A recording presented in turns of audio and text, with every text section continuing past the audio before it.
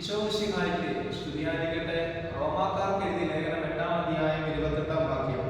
ദൈവത്തെ സ്നേഹിക്കുന്നവർക്ക് അവിടുത്തെ പദ്ധതി അനുസരിച്ച് വിളിക്കപ്പെട്ടവർക്ക് അവിടുന്ന് സകലവും നന്മയ്ക്കായി പരിണമിപ്പിക്കുന്നുവെന്ന് നമുക്കറിയാമല്ലോ. ഈശോയിൽ എത്രയും സ്നേഹങ്ങളെ ദൈവത്തിന്റെ പദ്ധതി അനുസരിച്ച് വിളിക്കപ്പെട്ടവരാണ് ഞാനും നിങ്ങളും. നാം ദൈവത്തെ സ്നേഹിക്കുക മാത്രം ചെയ്യുമ്പോൾ നമ്മുടെ ജീവിതത്തിലെ എല്ലാ അവസ്ഥകളും ദൈവം നന്മയ്ക്കാക്കി മാറ്റും. എൻ്റെ ഹൃദയത്തിന്റെ ആഴങ്ങളിൽ നിന്ന് ഒത്തിരി സങ്കടമുണ്ടായ ഒരു കാര്യമാണ് എൻ്റെ പിതാവിന്റെ മരണം. ഞാൻ ഒത്തിരി വേദനയോടെ കരഞ്ഞ ഒരു രാത്രി അപ്പന്റെ മരണത്തെ ഓർത്ത്, അപ്പൻ നഷ്ടപ്പെട്ടു പോയ വേദനയെ ഓർത്ത് കരഞ്ഞപ്പോൾ സ്വർഗസ്ഥനായ പിതാവ് ആത്മാവിൽ എന്നോട് പറഞ്ഞു തന്ന, ഈശോ ആത്മാവിൽ എന്നോട് പറഞ്ഞു തന്ന ഒരു വലിയ ലക്ഷ്യമായിരുന്നു, നിന്നെ വളർത്തുവാൻ ഞാൻ ഏൽപ്പിച്ചവൻ മാത്രമേ മരിച്ചിട്ടുള്ളൂ, നിന്റെ യഥാർത്ഥ അപ്പൻ ഞാനാണ്, ഞാൻ നിന്റെ കരം പിടിച്ചിട്ടുണ്ട്.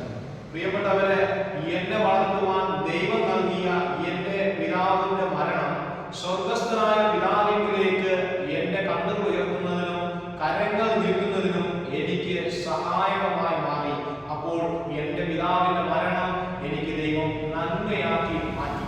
എന്റെ പ്രിയപ്പെട്ടവരെ, നിങ്ങളുടെ ജീവിതത്തിൽ, എന്റെ ജീവിതത്തിൽ ദൈവം എല്ലാം നന്മയ്ക്കാക്കി മാറ്റുമെന്ന് പറഞ്ഞാൽ ഏത് സാഹചര്യത്തിലൂടെ, ഏത് പ്രതിസന്ധിയിലൂടെ, ഏത് പരിണാമകരമായ അവസ്ഥയിലൂടെയാണ് നിങ്ങൾ കടന്നു പോകുന്നതെങ്കിലും ശരിയായ ദൈവവിശ്വാസവും ദൈവാശ്രയത്വവും ദൈവത്തോട് അഗാധമായ സ്നേഹവും ഉണ്ടെങ്കിൽ ദൈവം അവയെല്ലാം നന്മയ്ക്കാക്കി മാറ്റും.